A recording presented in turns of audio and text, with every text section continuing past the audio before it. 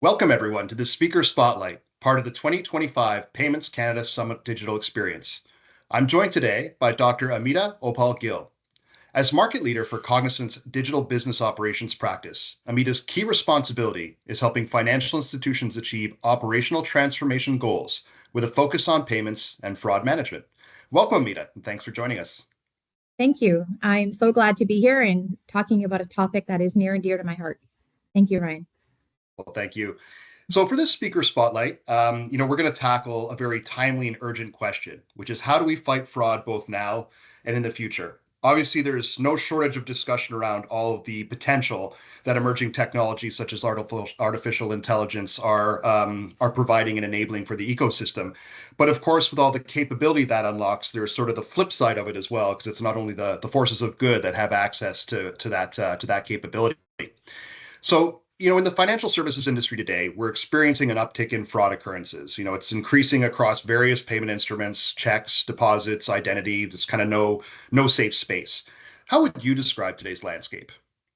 Ryan, I think that's a really good overview, and I think one of the outcomes from all the advancement that we're seeing when it comes to payments and modernization, and we have near real time today. Obviously, in Canada, we're getting ready for real time.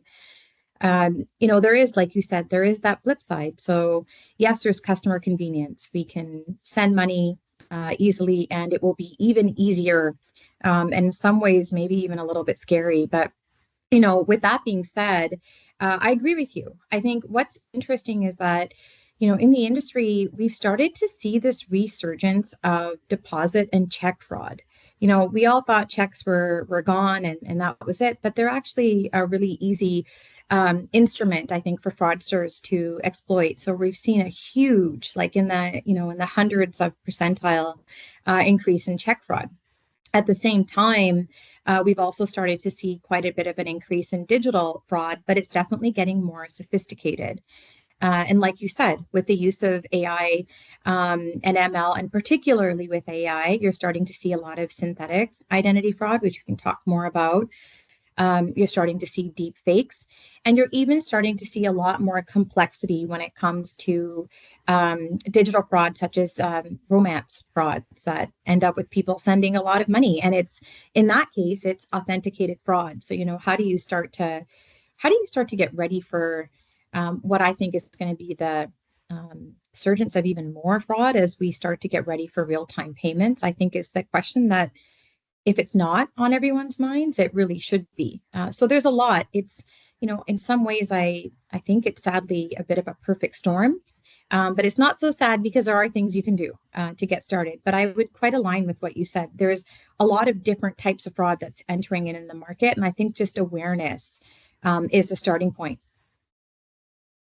Well, thank you. I know you'd mentioned there's a lot that we can do. I'm thinking back to last year's summit. I remember one of our keynote Yeah. speakers had said something that really resonated with me, which was, if you're sort of engaged in managing fraud, it's not sort of the most rewarding position. You kind of win by not losing. Yeah. And so I guess I turn it over to you in terms of telling us a little bit about what are some of the ways that leaders in payments can fight crime, mitigate fraud by using AI and automation. Absolutely. And, I think there's a lot of, there's simple ways to fight it. There's things to get ready for. One of the simplest pieces of advice I've seen and that we've been giving to a lot of our clients is one, start to look at, what data you have. What data do you have in terms of different types of payment trends for different customers? Start to look at your high risk customers. What percentage of your customer database are considered to be high risk and have some more of these high risk and even high volume transactions? Those are some of the simpler things that I think, financial institutions can start looking at right now, so that they're ready. Another few ways that we've seen are embedding early warning signs. So this starts to get into a little bit of the more medium complexity. And what do I mean by that? What we're seeing in other parts of the world is we're using mobile. So people are always on their phones. So using alert texts. Now, again, sometimes those texts can also be used by fraudsters, but having these early warning signs, early warning messages that go out to customers, things like, hey, we noticed that you've made this payment. Did you make this payment, right? Or we noticed that you've signed into this account, or you've signed into your bank account, and you're in a different area. So it's just those double checking. And if this was not you that was trying to sign in, please change your password, etc. But I think finding ways to embed early warning signs into your existing, whether it's mobile, whether it's looking at text, and whether it's looking at other communication channels that your customers prefer, is one of the more medium complexity ways. Now, to specifically answer your question, when we get into AI and ML, I think sometimes it feels like it's this big, black box, and no one really knows, what does it mean? Where do I start? What do I do? We're not using AI today. We're not sure if we're going to be using AI. We may have use cases.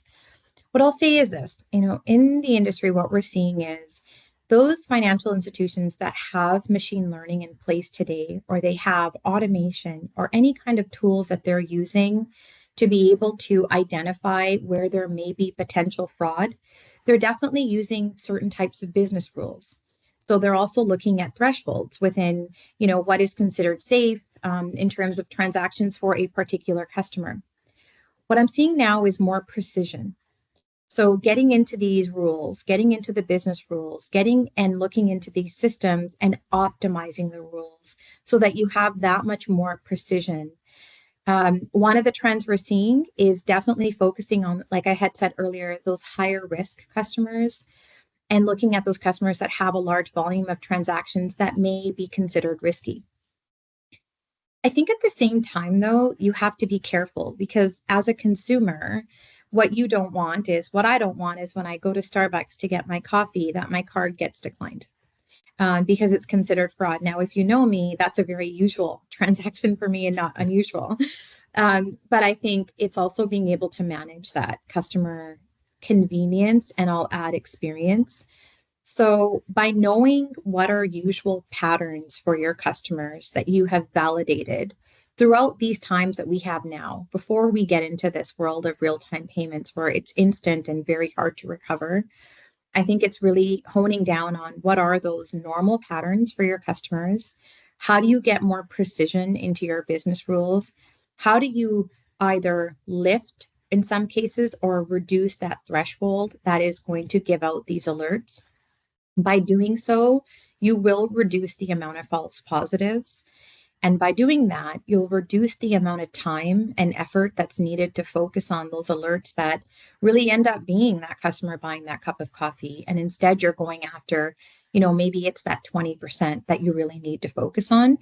So the time is now to start piloting and to start, I don't want to use the word playing around, but I'd say optimizing these rules and seeing what comes out when you reduce your threshold, what comes out when you introduce a new business rule that looks at IP location or looks at specific patterns for your customers. Those are all things that you don't have to wait for. Those are all things that you can start playing around with now. And I think with AI, what I'm finding with a lot of our clients now is, the real use of AI versus ML is context. So what I'm starting to see is the use of external, and I mean external data, using external data to actually train your AI models and to gain that additional context that may be needed when looking at patterns and looking at what is going on. So even using AI to figure out what are the new trends. So it's using that smart tool to figure out what are the new fraud trends so that you can bring that context into your model. And what I would say thirdly is, whenever you look at AI, similar to when we were, 10 years back bringing in automation, you still need to have the human in the loop. You just do, right? Maybe not as much, right? You have people doing other things, which are working on the models, which are working through the data, but having that human in the loop to look at those exceptions, albeit you'll have, you'll have less exceptions. Having that human in the loop model that works right for your customers is really important, and figuring out what those operating models are. So I think, Ryan, that's a mouthful, because I think there's a lot of work that can be done now as we start to prepare for what we think might be that influx of fraud as we prepare for real-time payments in Canada. Well, thank you. I know the example you provided about getting coffee is obviously very relevant to a lot of us, and I can't even begin to quantify the risk associated with not having an adequate dose of caffeine before starting my day. But Yeah, obviously, some absolutely. some very important work being done there. Yeah. Um, you'd also kind of talked about, 10 years ago, how it was a very different landscape. We talk a lot about the future of payments. And the irony to me is it feels as though payments are kind of the future of payments is that they disappear, with sort of embedded payments, with reducing friction for consumers. Yep. It's going to become a very unconscious act. And you'd alluded to that as well. Now, in order to enable that, there are more and more players kind of entering into the payments ecosystem. And so Yes. with so many separate entities becoming involved, you run the risk of sort of having these silos. So I'm Yep. curious about, how you would see collaboration enabling a better outcome for the payment ecosystem as we all work together to prevent fraud. It's not just Yeah. one thing, but what would the winning combination be? Yeah, I'm so glad you asked that and you bring it together, right? Because at the end of the day, customer convenience is going to matter. Having the right digital capabilities, having that right user interface for customers to be able to send payments. I've had the experience recently, in the US where I've used Zelle, I've used Venmo and Apple Cash, and I know we don't have them in Canada, and it's kind of scary when you first, it's kind of scary how easy it is to use them. Um, and I think, we have to prepare for, like you said, the influx of whether it's, these tools that I just talked about, or these apps I talked about, or other apps within Canada, an expansion of what, Interact does. We are going to expect a lot of new vendors. And I think what we have to be able to balance, or what financial institutions have to be able to balance. So one, you've got speed. So it's speed of payments, but it's also how quickly can you onboard their vendors at the end of the day, and they're an extension. So whether they're integrated into your mobile platforms, or whether you're servicing them, servicing your customers who are using these apps separately, regardless, you have to have a process in place which actually brings forward our traditional third party vendor management, which is vendor onboarding. And actually, I was having this discussion with one of our leads, one of our global leads, and I asked, what can we do to help bring on these capabilities quickly, but still manage risk? It's actually understanding what are some of the fraud prevention techniques, or capabilities, or features that these different apps or different vendors have, and knowing that up front, and not just assuming they have it. Because I think what happens is a lot of times you get these new vendors, and it's like when fintechs just kind of started, they love the idea of being able to leverage these excellent regulatory frameworks, and understanding, when it came from a fraud perspective as well, that the financial institutions have this really good, well-oiled machine. Don't make the assumption that these vendors have that upfront ready to go. But at the same time, you may be surprised because they may have all these great capabilities that are ready to go that may take you longer to build. So I say, pick up that process for vendor onboarding, dust it off, and revisit it, and figure out, what are some of the things, like the questions and analysis that you'll be doing to make sure that when you're integrating, or when you're working with these providers, that there are techniques to protect your customers, right, at the end of the day. So that's one thing I think from a collaboration standpoint. If you take it a step further, I think in Canada we always talk about consortiums. We're good at working together. I think it's time to bring some of that back, and I think the time to do that is now. And the consortiums don't need to just be, the top few banks. It needs to be our credit unions. It needs to be our digital providers of financial services, along with these vendors, new and existing, that work together to actually share different capabilities, whether it's payee confirmation, right, which I think is really big right now, or it's, hey, what warning signs are you using? How are you sending out those texts? What thresholds are you using? Nobody loses, right, in that. Actually, you know who loses? The fraudsters. The fraudsters lose. So I think that's one way to look at how do you collaborate, but also, again, things that you can start doing now, versus later. Thank you, Mita, for the response. Now I know, we've talked a little bit here about what some of the payment service providers and those that are providing services within the payments industry can do in order to combat fraud. But just want to sort of bring it down, to the personal and to the consumer level. From a practical standpoint, what's one thing that everyone can start doing today to help in the fight against fraud? I love that. So I think, from a consumer perspective, like, people just like ourselves, I think one thing that we can start doing is being more vigilant. And we can start that now rather than waiting. Uh, and the reason why, and when I say waiting, is before real time payments really comes in. I think just being vigilant when you're getting a text message. And I think we see a lot of this in other countries, particularly, you see a lot of this in the US and beyond, because there is a lot more access to real time payments, but there's also then that influx. So we've seen it. It's, I think it's a fact that you're going to have more. So it's being vigilant. So if you get a text message asking you to make a payment for something you might normally make a payment to, or a request to pay one of your friends, but something looks off, the way that they're writing to you seems off, message that person, hey, I just got a request from you, I'm just making sure that this is you before you send the money. And I do this often too, if it's making a payment for, a private dance lesson or a football lesson or something like that. It's, hey, I just want to make sure that this is you, and testing it out. What I've seen a lot of consumers do, is send like a $1 payment. Hey, just want to make sure that you got it and that this is you. It's really simple, but I think it's and I've said this in past, is I think Canadians, we're very trusting of the payment system because we have reason to be trusting of it, right? It's not that we're naive. It's just we've had really good experiences in the sense that if something does go wrong, we have lots of mechanisms to get our money back, right? And I think when real-time payments comes out, it's not that you won't get it back. It's just it's everything's going to be happening at this immense speed. Money goes, it's gone.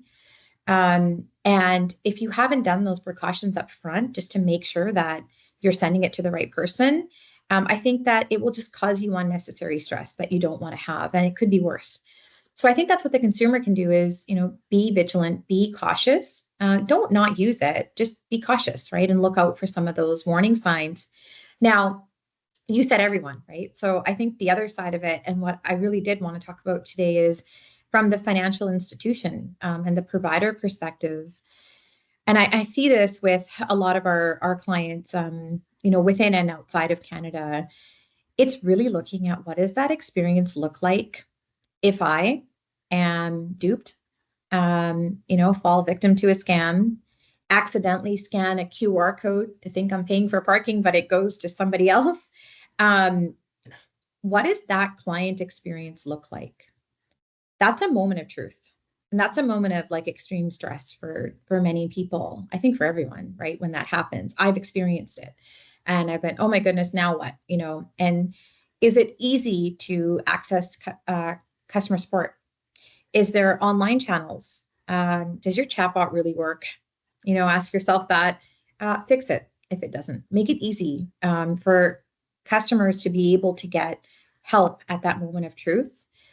So investing the time to look at what that customer experience looks like in that moment of truth is super important. That doesn't mean that you have to throw a ton of money and resources at it. I think that you have to find ways to invest time and people and money into this, but you can also look at efficiencies in other areas of your business. So an example I'll give is we're being approached a lot to look at, the QA function, so the testing that happens of disputes, for examples. How do we make this process more efficient so we can free those people up to go and work on that customer experience? This is something that I think we're getting approached for a lot. So there's a lot you can do today. There's simple things, and then there's some of the more complicated things that you can start investing in. But I guarantee you, if you do this, you'll be able to manage the speed, you'll be able to get to the scale, and you'll be able to wrap it all around with security. And I think that's how you combat or, put up that umbrella to get yourself ready for that perfect storm of fraud, which I think is coming our way. I hope that answers your question. I love that answer. I think we do spend a lot of time about, fraud prevention, but obviously, inevitably, it'll always be a bit of a game of cat and mouse. So it's not just what you do at the gate, but it's what you do after the incident has taken place in terms of taking care of your Mhm. customers and ensuring that, yeah, things go bump in the night, but what do we do after that? That can really sort of make the Yeah. difference. So I love that answer. Absolutely. Amita, it was a pleasure having this conversation with you here today. Really, really looking forward to continuing this conversation as well as others at Yes. the Payments Canada Summit from May 6th to 8th. So thank you so much for taking the time to join us, and we all hope to see you in three dimensions at the Payments Canada Summit in early May. Thank you very much. Absolutely. Yeah, I look forward to it. And this will be a big topic. So thank you for inviting me. And it will continue to evolve. So I look forward to speaking again, Ryan. Thank you so much.